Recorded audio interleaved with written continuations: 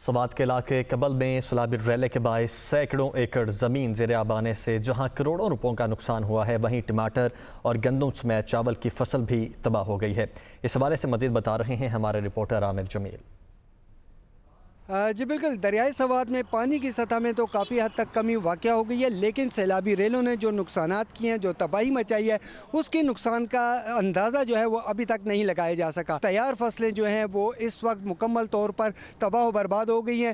یہاں کے جو مقامی لوگ ہیں، میں چاہوں گا ان سے بھی ہم بات کر سکیں اور یہ جان سکیں کہ آیا یہاں پر جو نقصانات ہوئے ہیں اس حوالے سے حکومت کا کیا اندازہ ہے؟ ابھی تک تو کوئی آدمی ادھر نہیں آیا، پہلے تم آیا ادھر تو اتنا نقصان ہو گیا نا کہ اس کا حساب بھی نہیں ہے۔ تو 400-500 ایکڑ زمین تو خراب ہو گیا۔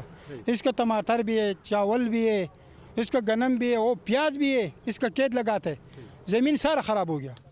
اس کا سارا بندہ تو ایسا پریشان ہے، لیکن ابھی تک تو ایک بندہ ادھر نہیں، پہنچنے والا نہیں آیا کہ وہ غریب لوگ کا کیا حال ہے۔